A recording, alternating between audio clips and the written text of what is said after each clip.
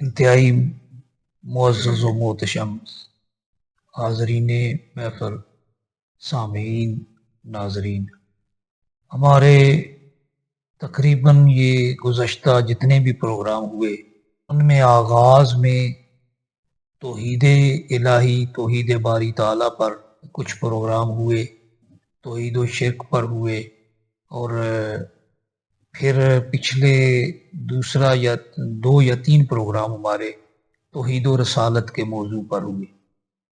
تو آج ہمارا جو موضوع ہے وہ ذرا مختلف نوعیت کا ہے۔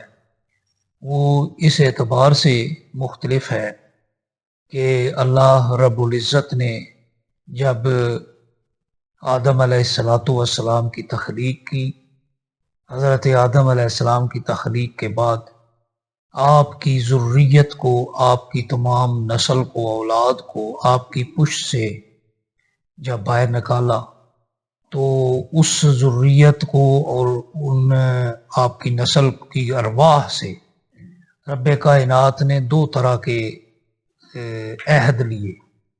وہ دونوں عہد جو ہیں وہ 2 علیحدہ علیحدہ ایسے مواقع ہیں، ایسے وہ لمحات ہیں یا ایسے رب کائنات کی بارگاہ کے وہ اجلاس کہہ لے ہیں جن کے اندر 2 مختلف نوعیت کے عہد لیے گئے۔ پہلا عہد کیا تھا؟ پہلا عہد ہمارے موضوع کے پہلے حصے کے متعلق ہے، یعنی ربوبیت الہی کی جو اقرار ہے اور اس کی تصدیق ہے وہ لی گئی۔ اللہ رب العزت کے الہ ہونے کی تصدیق لی گئی، اللہ رب العزت کے اللہ ہونے کی، اس کے رب ہونے کی تصدیق لی گئی۔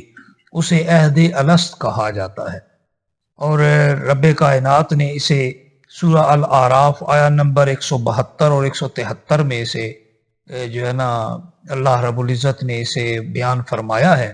رب کائنات ارشاد فرماتا ہے اذ اخذ ربک من بنی آدم من ظہورہم ذریتہم، اور جب آپ کے رب نے بنی آدم سے یہ عہد لیا اور نکالا کہ کس کو نکالا؟ من ظہورہم، ان کی پشتوں سے، ذریتہم، ان کی اولادوں کو، ان کی ذریت کو۔ اور جب آپ کے رب نے بنی آدم کی پشتوں سے ان کی ذریت کو نکالا، انہیں باہر لایا، انہیں ظہور پذیر کیا، ان کی ارواح کو وہاں پر تخلیق کیا، تو روحوں کو جب تخلیق کیا گیا، روحیں پیدا ہوئیں اور روحیں ظاہر ہوئیں، تو رب کائنات نے انہیں اشہدہم علی انفسہم، انہیں انہی کے اوپر گواہ بنایا۔ وہ جو تمام ارواح تھیں آدم علیہ السلام کی پشت سے ان کی اولاد کو، پھر ان کی اولاد کی پشت سے ان کی اولاد کو، پھر ان کی اولاد کی پشت سے ان کی اولاد کو، کیونکہ رب کائنات نے یہاں پر جمع کا صیغہ استعمال فرمایا ہے۔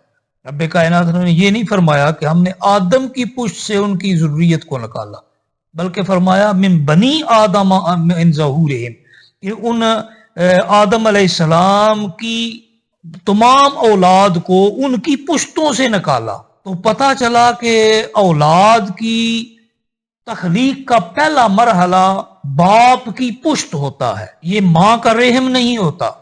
باپ کی پشت سے کسی کی اولاد کو وہاں تخلیق کیا جاتا ہے، پھر وہاں سے ماں کے رحم میں منتقل کیا جاتا ہے، پھر وہ جو آگے کا سلسلہ ہم جانتے ہیں کہ پھر وہ بچہ دنیا میں آتا ہے، ایک خاص مدت گزرنے کے بعد، تمام مراحل طے کرنے کے بعد، وہ تمام مراحل وہ ماں کے پیٹ میں، رحم مادر میں اپنے تمام مراحل طے کرتا ہے۔ اور کیسے رب طے کراتا ہے یہ ایک علیحدہ موضوع ہے جو کہ اس وقت ہمارا موضوع بحث نہیں ہے۔ ابھی ہمارا موضوع بحث کیا ہے کہ رب کائنات نے ان اولاد آدم کو آدم علیہ السلام کی پشتوں سے نکالا، تو کس لیے نکالا؟ ابھی آدم علیہ السلام کی تخلیق ہوئی ہے، اور ان سے تخلیق آدم کے بعد ان کی ارواح اور ان کی جو اولادیں ہیں ان کو بھی پیدا کیا جا رہا ہے، انہیں بھی نکالا جا رہا ہے۔ کیوں نکالا؟ تو نکالا اس لیے کہ اشہدہم علی انفسہم، انہیں انہی کے اوپر گواہ بنایا، انہیں گواہ بنانے کے لیے۔